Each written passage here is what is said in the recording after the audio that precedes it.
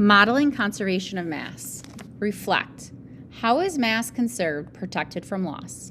Imagine an evening campfire. As the wood burns, you notice that the logs have become a small pile of ashes.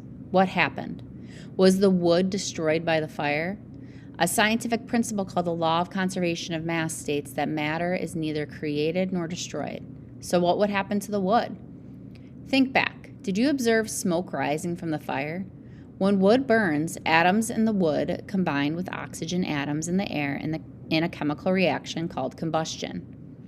The products of this burning reaction are ashes, as well as the carbon dioxide and water vapor and smoke.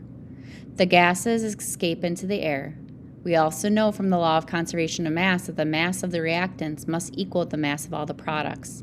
How does this work with a campfire?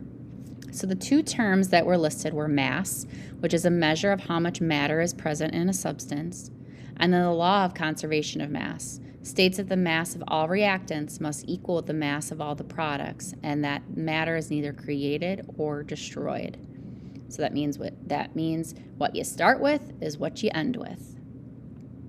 If you could measure the mass of wood and oxygen before you started the fire, and then measure the mass of the smoke and ashes after it burned, what would you find?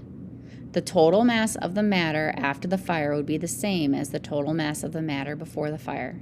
Therefore, matter has neither created nor destroyed in the campfire. It has just changed form.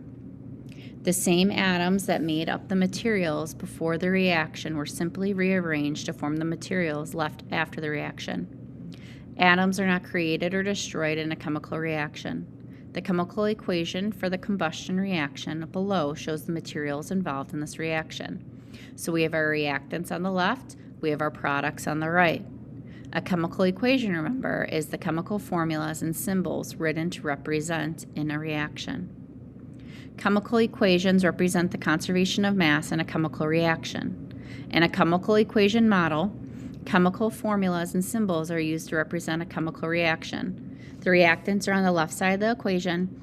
The products are on the right side of the equation. According to the law of conservation of mass, the mass of all reactants must equal the mass of all products. So like I've said before, what you start off with is what you end with.